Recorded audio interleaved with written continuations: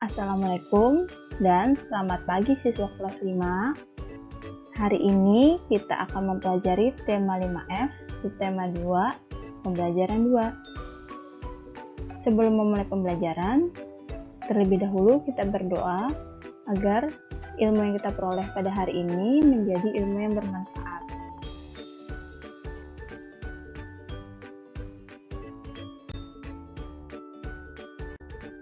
Materi yang akan kita pelajari hari ini, yang pertama, melakukan percobaan panas dengan cara konveksi. Kedua, menjelaskan pengertian pola lantai dalam tarik reaksi daerah. Dan yang ketiga, membuat ringkasan teks eksplanasi dari media cetak dengan menggunakan kalimat efektif.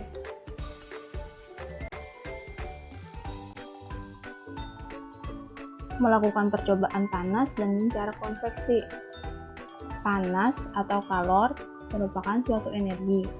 Berdasarkan hukum kekekalan energi dapat berpindah dari suatu tempat ke tempat lain. Energi juga dapat berubah bentuk, dari bentuk energi satu ke bentuk energi lain.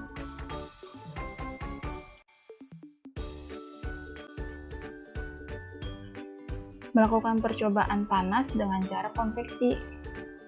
Nah, berikut ini contoh percobaan panas dengan cara konveksi.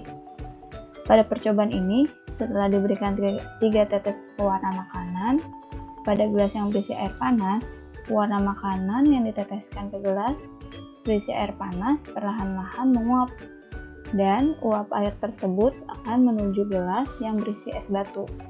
Hal ini membuktikan bahwa panas dapat berpindah diikuti dengan zat perantaranya. Jadi setelah ditetesi dengan pewarna makanan pada air yang berisi air panas ini, maka dia akan berpindah ke gelas yang berisi es batu.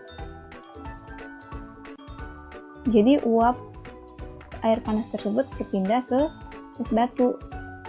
Pada percobaan ini, zat perantaranya adalah air panas yang sudah ditetesi zat pewarna.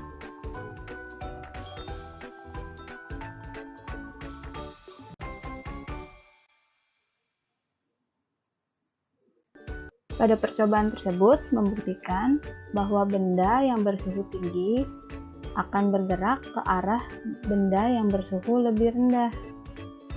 Kalor atau panas suatu benda dapat berbeda-beda. Oleh sebab itu, ketika terjadi kontak antara dua benda atau lebih yang memiliki perbedaan kalor, akan terjadi aliran kalor atau perpindahan kalor.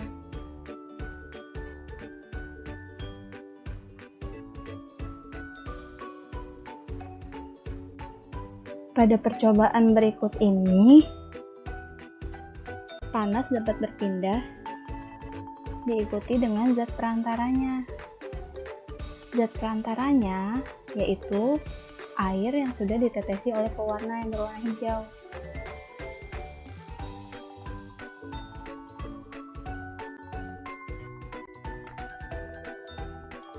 Menjelaskan pengertian pola lantai dalam tarik reaksi daerah. Indonesia merupakan negeri yang kaya akan seni tari daerah. Tarian daerah amat beragam, baik dalam gerak ataupun perangkat tari. Akan tetapi, ada satu unsur dalam tarian daerah yang juga memegang peranan penting. Mungkin tak pernah terlintas dalam pikiran kita betapa rapinya deretan para penari saat mereka tampil di depan banyak orang. Unsur itu adalah pola lantai.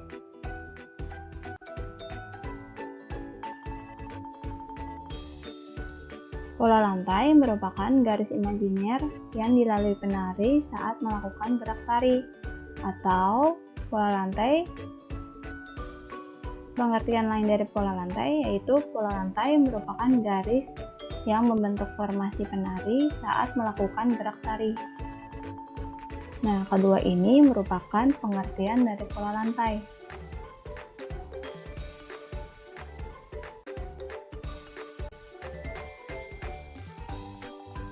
Pola lantai memiliki dua pola dasar.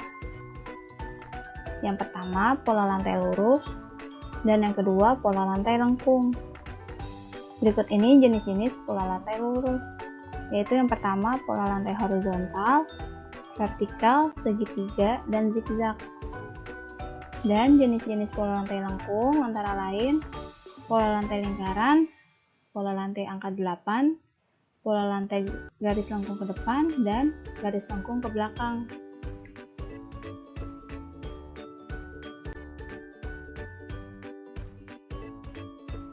Berikut ini contoh pola lantai. Dalam tari yang pertama, pola horizontal, yaitu lurus ke samping. Kemudian pola vertikal, yaitu lurus ke bawah. Pola diagonal, pola lantai melingkar, dan pola zigzag.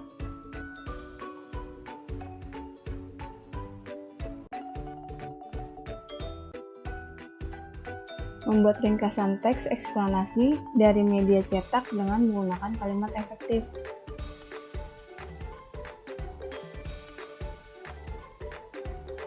Artikel pengetahuan dapat kita peroleh dari media cetak ataupun elektronik. Informasi yang disampaikan begitu banyak, sehingga terkadang membuat kita sulit memahaminya dengan baik. Untuk membantu pemahaman kita terhadap suatu penjelasan, kita dapat menggunakan teknik meringkas. Nah, ringkasan teks terdiri atas kalimat-kalimat efektif. Kalimat efektif adalah kalimat yang terkesan langsung atau lugas dan tidak bertele-tele. Struktur kalimat efektif juga mudah dipahami oleh pembacanya.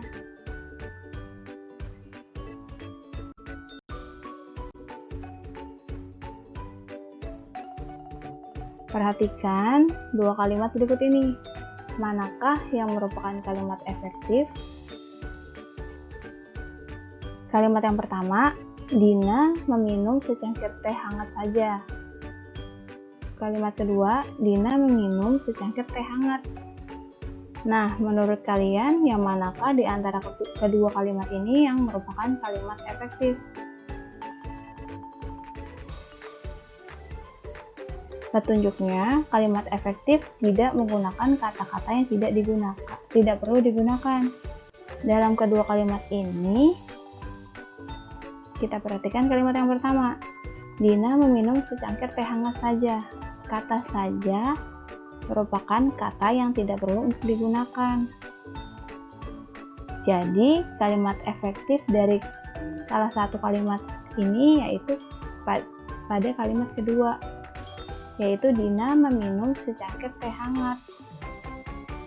Nah, berikut ini merupakan contoh kalimat efektif. Kalimat yang pertama bukan merupakan kalimat efektif karena ada kata saja. Karena kata saja jika dihilangkan tidak menghilangkan makna dari arti kalimat yang pertama.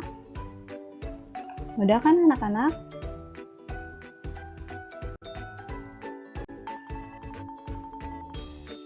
Tugas tematik hari ini yaitu kalian membaca teks berjudul Bekantan si Monyet Belanda pada buku tematik 5F kalian halaman 51, dan buatlah ringkasan dari teks tersebut di buku tulis kalian menggunakan pulpen.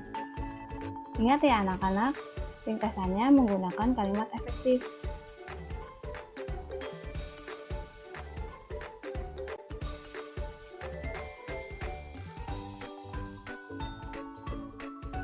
Selamat bekerja siswa kelas 5. Tetap semangat dan salam sehat.